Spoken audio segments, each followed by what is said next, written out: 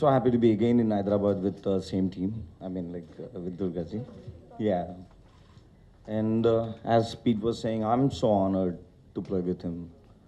Like Durgaji was mentioning about like 14 years back when British Council called me and said like, you want to do a project with Pete Lockett.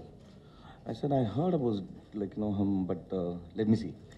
Then they have sent me the music and everything. And the first thing what I heard was all the Indian syllables and choruses. I said, oh, he might be spoiled with someone else who have taught him all this stuff. But when I got him on stage, like he was flying. And then we just got just like this. And from that moment, I think we were doing a lot of stuff together. And I'm so honored. So I'm seriously looking forward something going to happen tomorrow. And a lot of rhythm, a lot of mixed versions. Because he does not only just the Western or Indian, he does like a world percussion. It's not just like a Indian percussion you have learned. You have learned like, more of Asians and Brazilian, whatever. Like, you name it, anything, you will say it. So it'll be cool to do it with him. And talking about Idea Jalsa, I don't know how she gets this kind of a idea, like, because we musicians always, like, wanted to play in the main cities, like major cities like Chennai, Hyderabad, Bangalore, Bombay, Pune.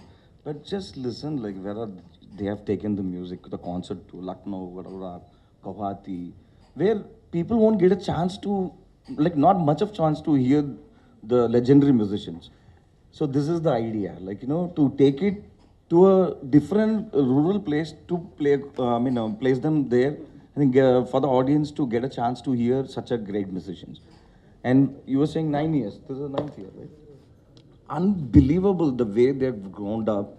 And I know, like 14, even more than before, like, whenever we meet, we always say, like, I wanted to do something to classical music. I wanted to do something to classical music. Of course, she have taken the classical music into a different level. Just imagine when she was mentioning about like people below 35 were listening to this kind of a music. That's the achievement. They have done it, and they deserve everything. And I always say, I always thank God because one of the greatest legendary, like he's like a diamond for our country, Pandit Jasraj. And his daughter, what do you expect? She'll be a singer, right? Thank God, like, if she would have been a singer, she would have been into different level. Like, she'll be touring a lot of concerts and she'll be like, more like a superstar or whatever. But thank God, God have chosen her to promote Indian classical music, which I have to thank God. Because otherwise, just imagine in this kind of a world, like, where people are into it, like, if you just say something, immediately you get it. So in this world, like in this situation and in this position, to all the classical music in a proper way, I really hats off to Durgaji. And that's the only thing what I wanted to say.